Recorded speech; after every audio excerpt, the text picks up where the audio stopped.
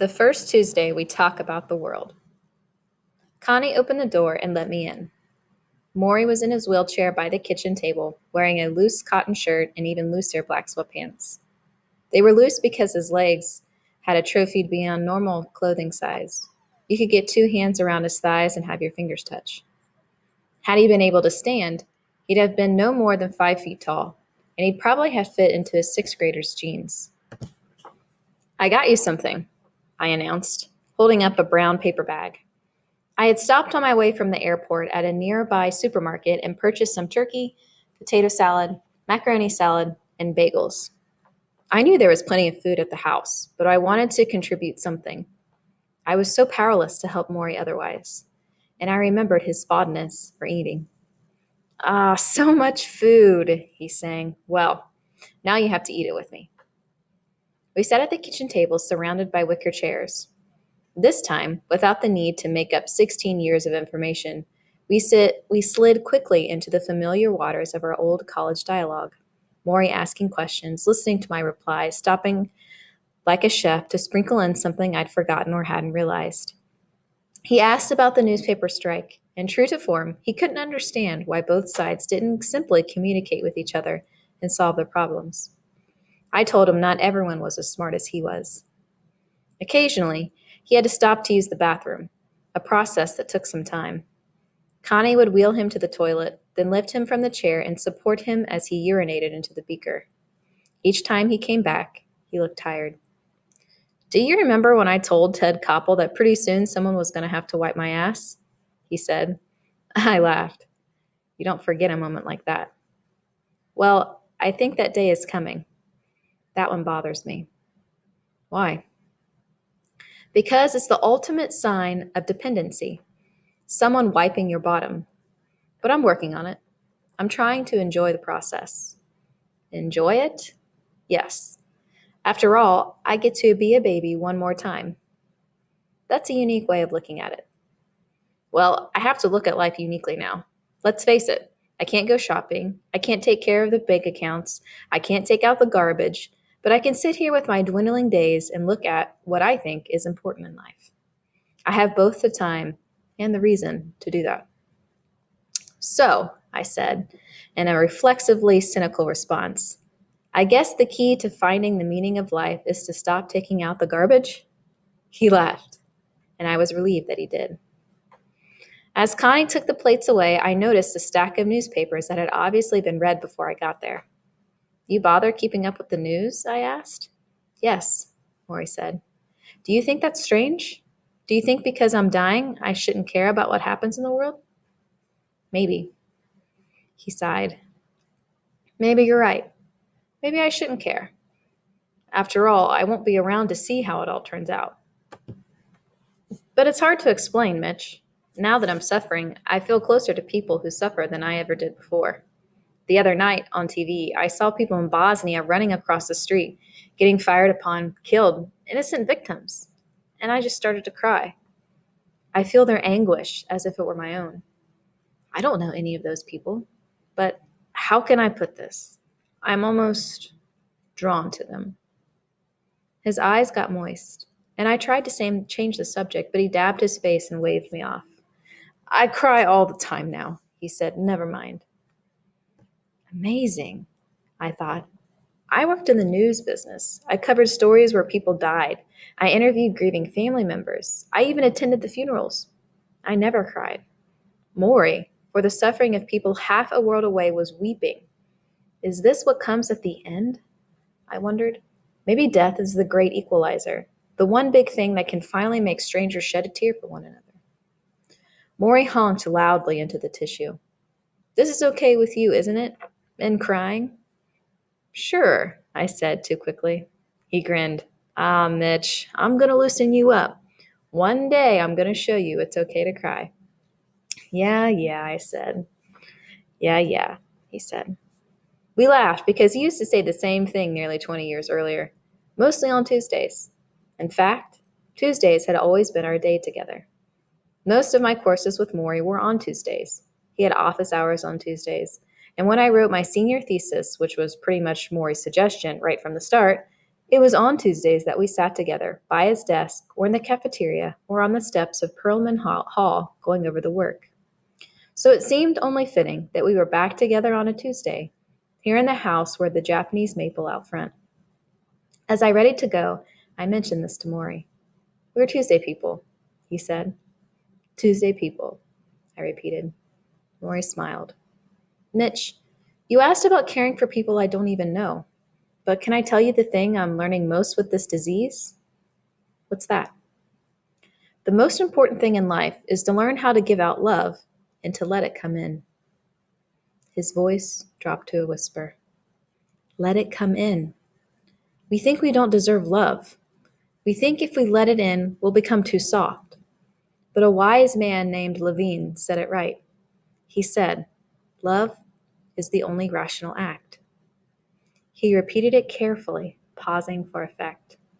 "Love is the only rational act." I nodded, like a good student, and he exhaled weakly. I leaned over to give him a hug, and then, although it's not really like me, I kissed him on the cheek. I felt his weakened hands on my arms, the thin stubble of his whiskers brushing my face. "So you'll come back next Tuesday?" he whispered. He enters the classroom, sits down, doesn't say anything. He looks at us. We look at him.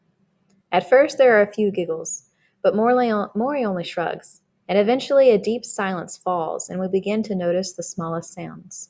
The radiator humming in the corner of the room, the nasal breathing of one of the fat students.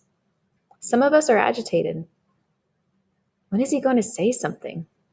We squirm, check our watches. A few students look out the window, trying to be above it all. This goes on a good 15 minutes before Morrie finally breaks in with the whisper. "What's happening here?" he asks. And slowly a discussion begins, as Morrie has wanted all along, about the effect of silence on human relations. Why are we embarrassed by silence? What comfort do we find in all the noise? I am not bothered by the silence.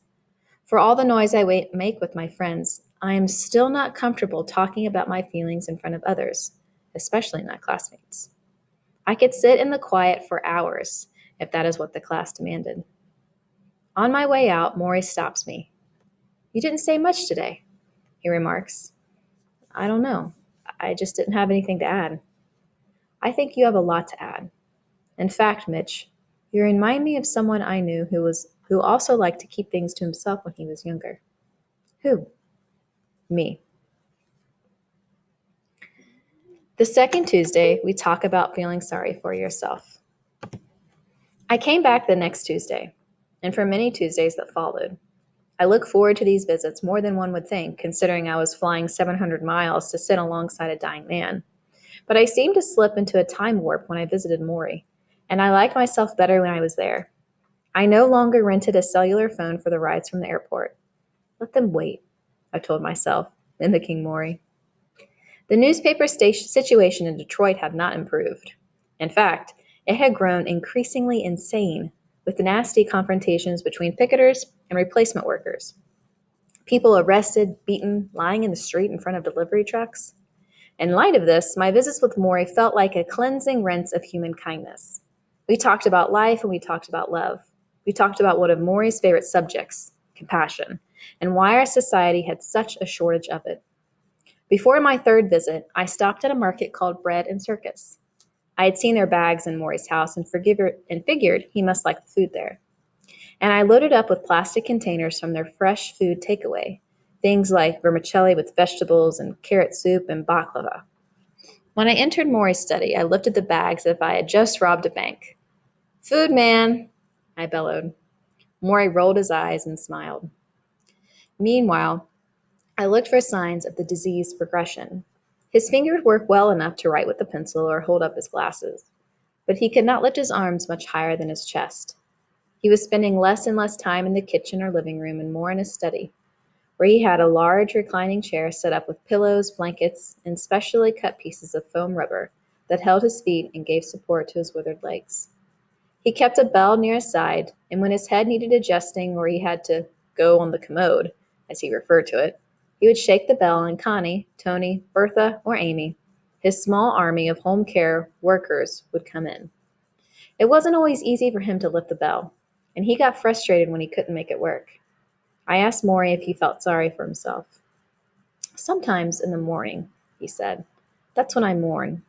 I feel around my body, I move my fingers and my hands, whatever I can still move, and I mourn what I've lost. I mourn the slow, insidious way in which I'm dying, but then I stop mourning. Just like that, I give myself a good cry if I need it, but then I concentrate on all the good things still in my life, on the people who are coming to see me, on the stories I'm going to hear, on you if it's Tuesday, because we're Tuesday people. I grinned. Tuesday people. Mitch, I don't allow myself any more self-pity than that. A little each morning, a few tears, and that's all. I thought about all the people I knew who spent many of their waking hours feeling sorry for themselves. How useful it would be to put a daily limit on self-pity. Just a few tearful minutes, then on with the day. And if Morrie could do it, with such a horrible disease. It's only horrible if you see it that way, Morrie said. It's horrible to watch my body slowly wilt away to nothing, but it's also wonderful because of all the time I get to say goodbye. He smiled. Not everyone is so lucky. I studied him in his chair, unable to stand, to wash, to pull on his pants. Lucky?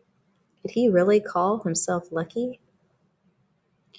During a break, when Morrie had to use the bathroom, I leafed through the Boston newspaper that sat near his chair.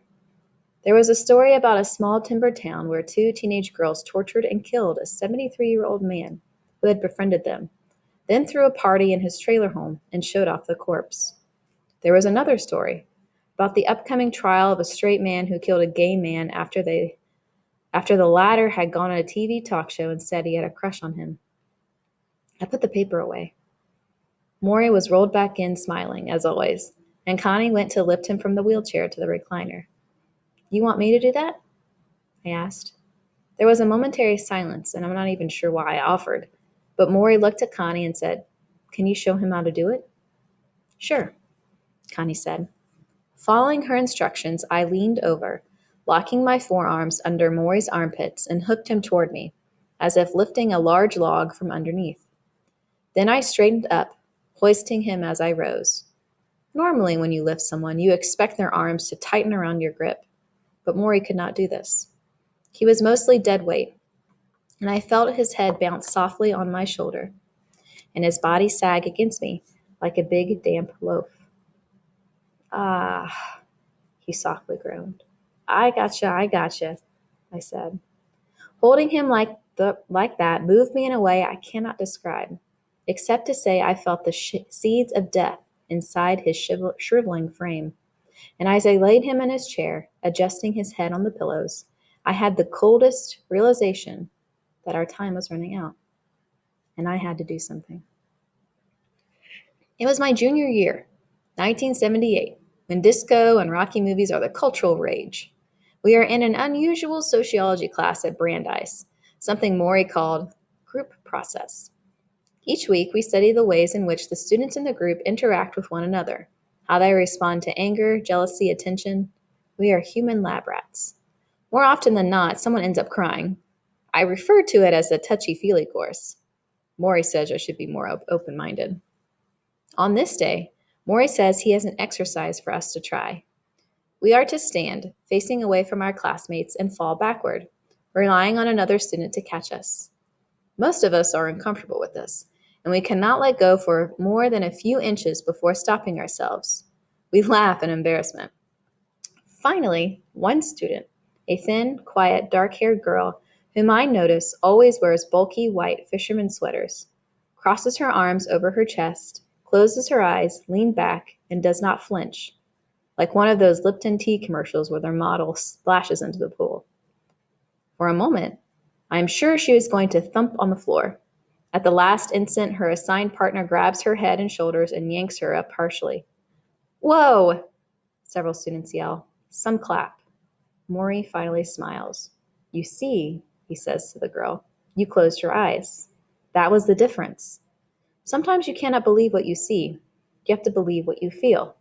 And if you are ever going to have other people trust you, You must feel that you can trust them, too, even when you're in the dark, even when you're falling.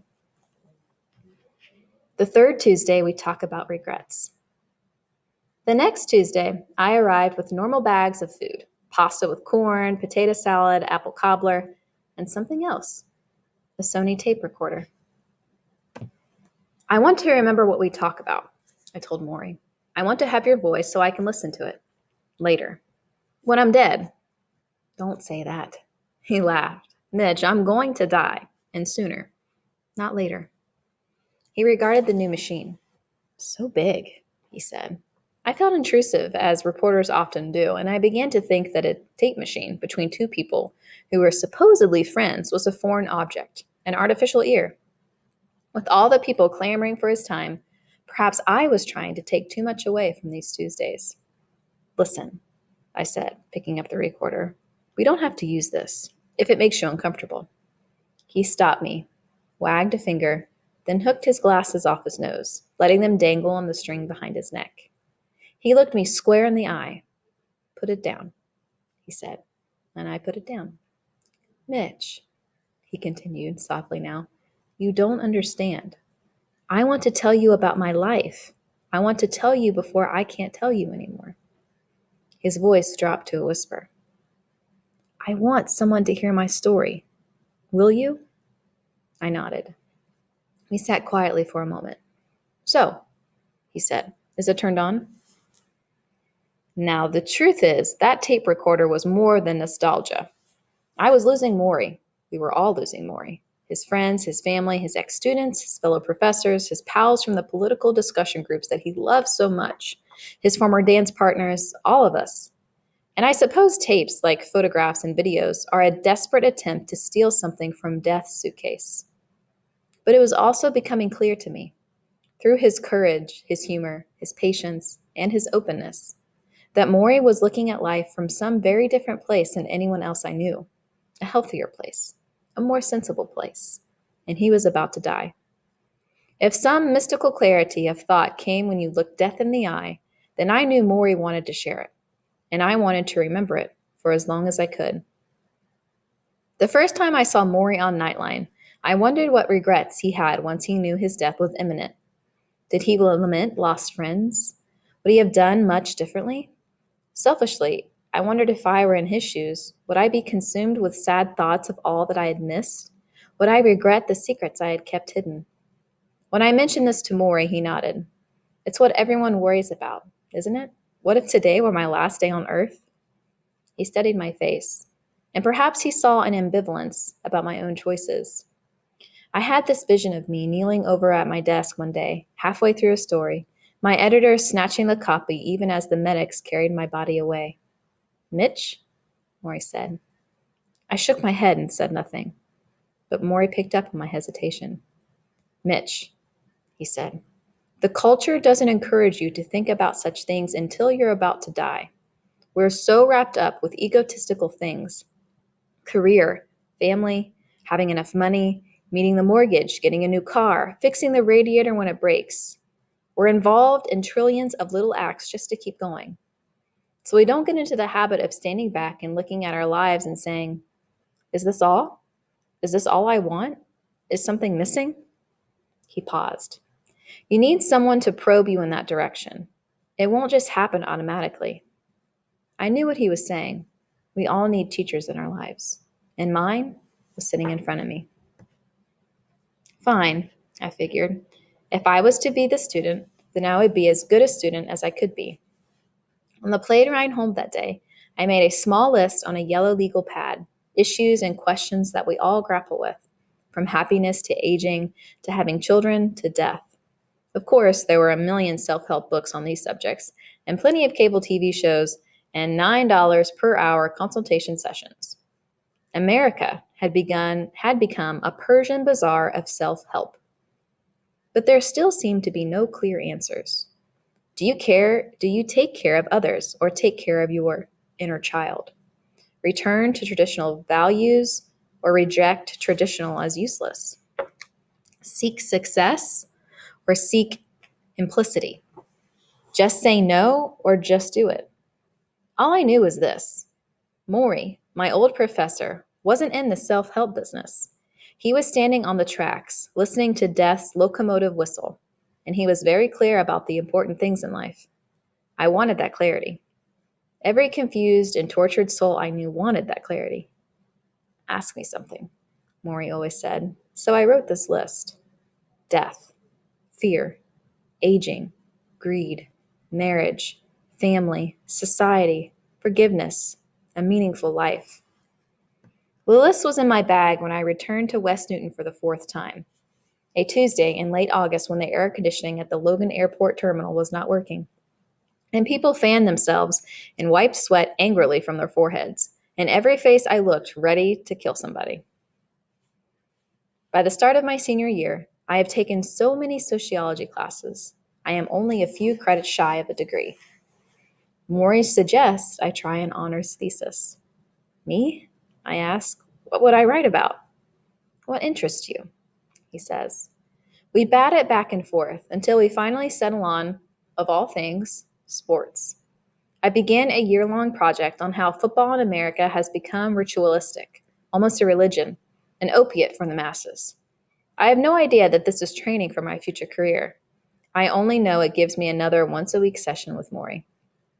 And with his help, by spring, I have a 112-page thesis, researched, footnoted, documented, and neatly bound in black leather. I show it to Morrie with the pride of little leaguer rounding the bases on his first home run. Congratulations, Morrie says.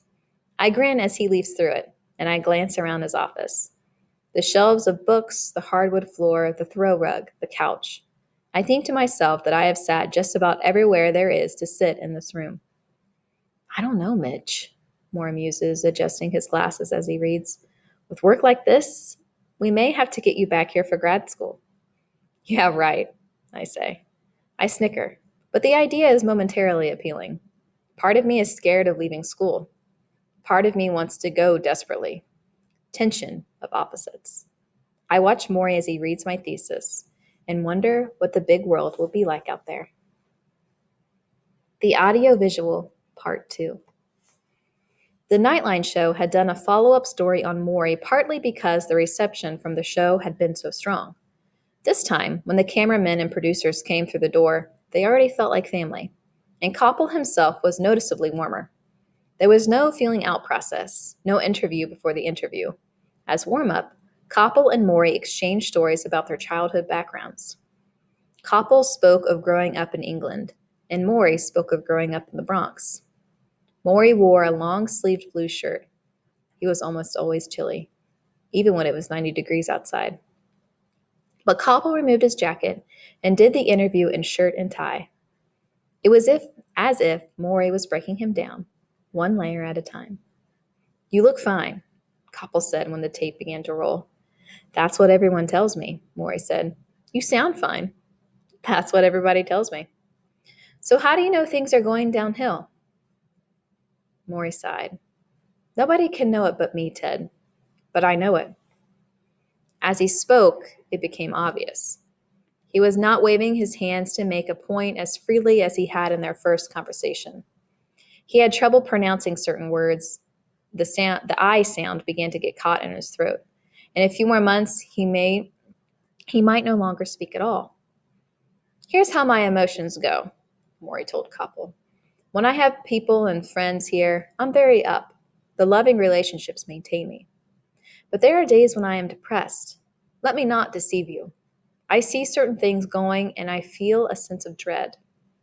What am I going to do without my hands? What happens when I can't speak? Swallowing, I don't care so much about. So they feed me through a tube. So what? But my voice? My hands? They're such an essential part of me. I talk with my voice. I gesture with my hands. This is how I give to people. How will you give when you no longer speak? Koppel asked. Morrie shrugged. Maybe I'll have everyone ask me yes or no questions. It was such a simple answer that Koppel had to smile. He asked Morrie about silence. He mentioned a dear friend Morrie had, Morrie Stein, who had first sent Morrie's aphorisms to the Boston Globe. They had been together at Brandeis since the early 60s. Now Stein was going deaf. Koppel imagined the two men together one day, one unable to speak, the other unable to hear. What would that be like? We will hold hands, Morrie said, and there will be a lot of love passing between us. Ted, we've had 35 years of friendship.